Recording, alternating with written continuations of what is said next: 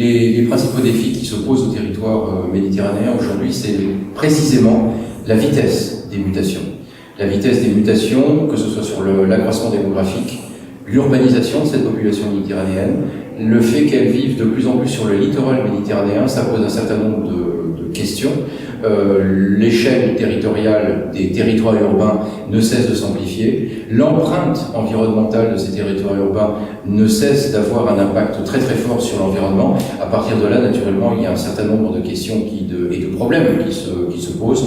Et donc, c'est précisément par ces ateliers que nous essayons d'apporter des réponses sur les constructions de territoires urbains, sur la gouvernance, sur le lien entre les différents paramètres de l'urbanisation, de manière à faire en sorte que la Méditerranée soit un ensemble régional qui soit durable, qui puisse résister au changement climatique et puis qui puisse aussi prendre sa part dans le grand mouvement, dans la grande dynamique de la mondialisation.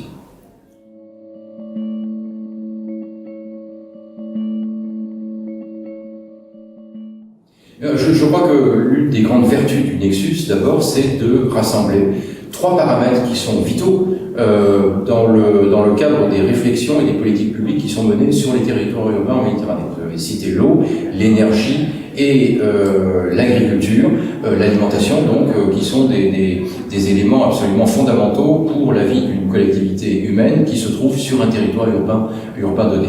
Donc la première chose, c'est que cette prise en compte du Nexus, par définition, elle est globale, elle est collective, premièrement.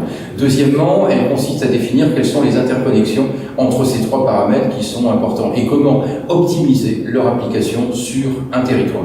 Et enfin, troisièmement, ce qui est important, c'est que précisément à la faveur du Nexus et à la faveur du travail qui est mené sur le Nexus, on puisse mettre en correspondance, en connexion, les différents acteurs de ces différents paramètres.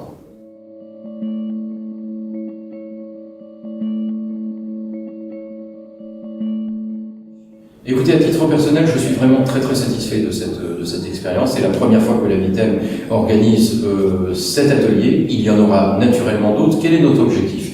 Notre objectif, c'est d'essayer de déterminer collectivement la meilleure façon de dessiner ce que sera la ville méditerranéenne du futur.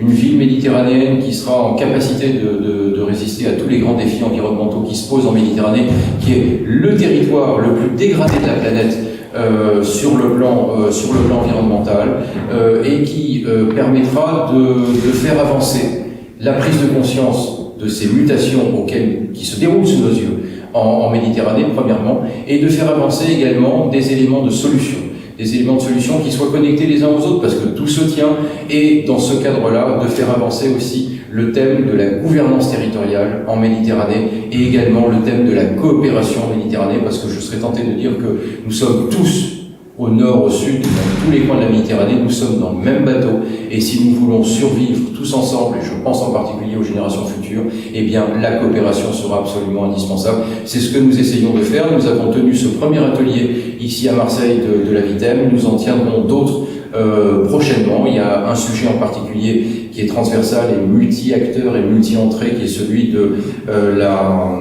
l'économie circulaire sur les territoires urbains. C'est un beau sujet en perspective et nous allons dès aujourd'hui commencer à y travailler.